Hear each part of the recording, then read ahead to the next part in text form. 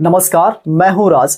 दोस्तों, अगर एक व्यक्ति का सैलरी 15,000 हो तो क्या वो 15,000 के सैलरी में आज के महंगाई वाले जमाने में वो कुछ पैसा बचा सकता है, कुछ पैसा सेव कर सकता है? बिल्कुल कर सकता है। वो भी अच्छा रिटर्न गेन कर सकता है अपने पैसे पे। बस उसे इन्वेस्ट करना होगा, लेकिन इन्वेस्ट करने से पहले आपको अपने दिमाग को, अपने मन को यह समझाना होगा कि जब भी हम इन्वेस्ट करने चले शेयर मार्केट में, तो शेयर मार्केट में दो चीज़ें बहुत ज़्यादा फ्लैक्चुएट करता है। यानी कि अगर कभी कभी देखो तो शेयर मार्केट बूम किया, बहुत रिटर्न लाके दे रहा, लोग खुश हैं, और खुश होने के बाद ही लोग क्या करते हैं, एक दूसरे को देखते हैं कि भाई इतना पैसा वो कमाया तो वो भी आके इन्वेस्ट करना शुरू कर देते हैं। लेकिन अगर शेयर मार्केट जब गिरता है तो उन्हें बहुत दुख होता है, दर्द होता है, क्योंकि उन्हें अनुभव नहीं होता इन बातों का। तो दो चीजें याद रखना कि शेयर मार्केट बढ़ता है तो आपका रिएक्शन वैसा नहीं होना चाहिए, और अगर शेयर मार्केट गिरता भी है, बाजार गिरे, तो वहां भी आपका रिएक्शन उतना ही होना चाहिए जितना आपको गेन हुआ था। तो दोनों को अगर ये आप तालमेल बैठा सकते हो, बैलेंस कर पाओगे, तो आप इन्वेस्ट कर पाओगे। दूसरी चीज कि आपको हमेशा पैसेंस रखना है, अंदर धैर्य रखना है, क्योंकि शेयर मार्केट गिरा है तो वो आगे भी बढ़ेगा। और इस मूड से, इस विचार से अगर आप पैसा को इन्वेस्ट करते हैं तो मुझे उम्मीद है कि आप भी अपने पैसे पे अच्छा गेन प्राप्त करोगे और प्रॉफिट लोगे।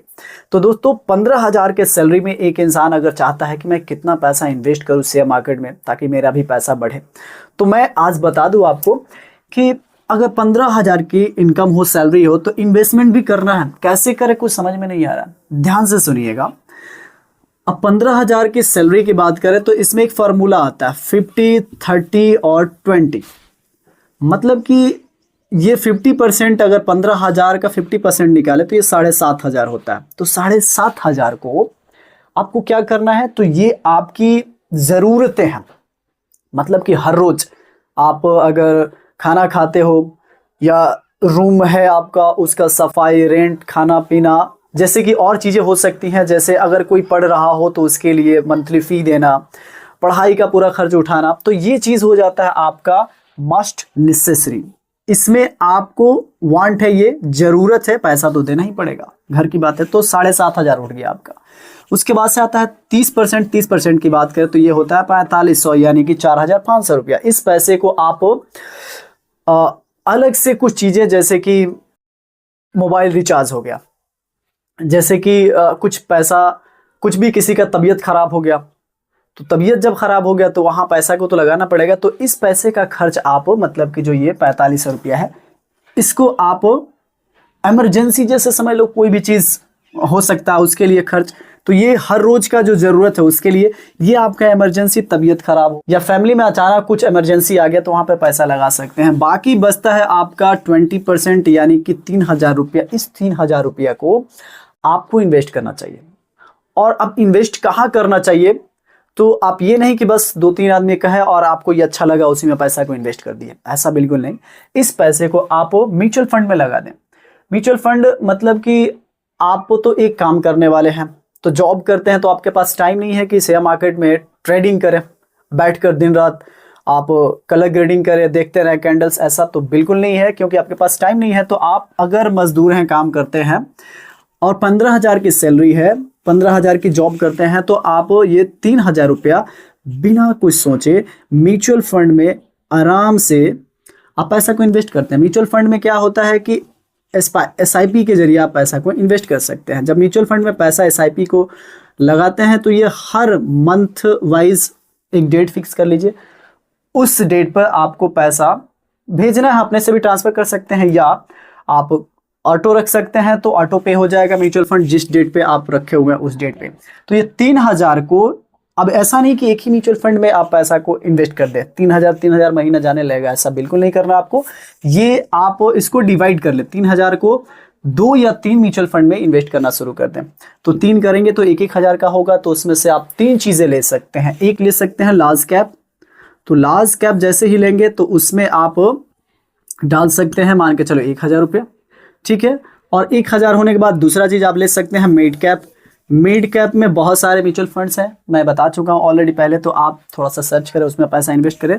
तो मिड कैप में आप चाहें तो 1000 रुपया उसमें डाल सकते हैं, और उसके बाद से स्मॉल कैप में भी आप पैसा को इन्वेस्ट कर सकते हैं, इसमें भी 1000 रुपया। तो आपका टोटल 3000 रुपया हुआ। 3000 को आप large cap, mid cap, small cap में लगा दिए। तो ये बहुत ध्यान रखना होता है कि लार्ज कैप क्या है। तो लार्ज कैप ऐसा म्यूचुअल फंड है जो कि अगर मार्केट बढ़ रहा हो, बहुत तेजी से आगे चल रहा हो, बढ़ रहा हो, तो दोस्तों अगर ये अपने 3000 रुपया को 3 भाग में बांट दिए तो इससे आपका रिस्क कवर हो जाता है कि कभी, बाय द वे ये शेयर मार्केट है तो कभी ये बढ़ता भी है, कभी घटता भी है। तो ये लार्ज कैप में अगर जो पैसा लगाए 1000, तो इस पे पैसा बिल्कुल कम ही बनता है, रिटर्न बिल्कुल कम आता है, 10-12% रिटर्न आता है। तो 10-12% जो रिटर्न आएगा, ये जब शेयर मार्केट डाउन होगा वहां भी ये बहुत कम ही डाउन होगा, लेकिन शेयर मार्केट जब इंक्रीज करता है तो रिटर्न भी ये कम ही देता है, मतलब कि जल्दी से हटेगा भी नहीं और आराम से बढ़ेगा। लेकिन यहीं पे मिड कैप की बात करें तो मिड कैप क्या करता है, जिसमें पैसा आप लगाते हो, तो ये वाला इसका होता है रेशियो कि आपका 12 से लेकर आपका 20 तक जाता है, 12 से 20 तक इतना % आपको ला कर दे देता है। तो ये आपका हुआ कि ठीक है, मैं सब में पैसा इन्वेस्ट करूंगा तो इसमें कुछ पैसा ज़्यादा मिलेगा, इसमें कम मिलता है, लेकिन ये रिस्की नहीं है, बिल्कुल आपको सेफ रखता है। मार्केट गिरे तो पैसा इसका जल्दी डाउन नहीं होता है। लेकिन यही मिड कैप की बात करें तो इसका जल्दी से डाउन होता है। लेकिन अब स्मॉल कैप की बात करें तो स्मॉल कैप हमेशा आपका एनुअली देखा जाए 15 से लेकर 25-30 भी चला जाता है, इतना % ये पैसा दे देता है। लेकिन इसमें होता है रिस्क। इसमें जो 1000 रुपया लगा है ना, ये जब मार्केट बूम करता है, चढ़ता है, तो बहुत रिटर्न ला के देता है स्मॉल कैप। लेकिन अगर मार्केट गिरना शुरू हो जाए तो ये जो स्मॉल कैप है, ये इतना % तो छोड़ दो, बल्कि नेगेटिव आ जाता है, आपके कैपिटल में से भी माइनस कर देता है। और माइनस की बात करें तो वो 30, 40, 15% तक माइनस हो जाता है। तो दोस्तों बड़ा सोच समझ के अपने पैसे को लगाएं। इसलिए मैं बोलता हूं कि आप डिवाइड करके रखेंगे तो मान के चलिए कि ये स्मॉल कैप में आपका नेगेटिव आया तो थोड़ा सा मिड कैप आड़ा हुआ है, और ये लार्ज कैप आपको ठीक ठाक से, वैसे ही ये गिरता नहीं है जल्दी। मतलब जब शेयर मार्केट गिरने लगे तब ये अच्छा परफॉर्मेंस, लार्ज कैप गिरता नहीं है जल्दी। लेकिन जब मार्केट बढ़े तो इसमें सबसे ज्यादा रिटर्न स्मॉल कैप देता है, फिर मिड कैप, और सबसे लास्ट में आता है आपका लार्ज कैप, जो कि थोड़ा बहुत रिटर्न ला कर देता है।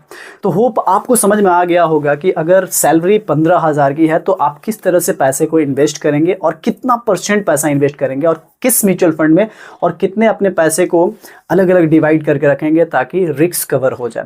तो दोस्तों वीडियो देखने के लिए बहुत बहुत धन्यवाद।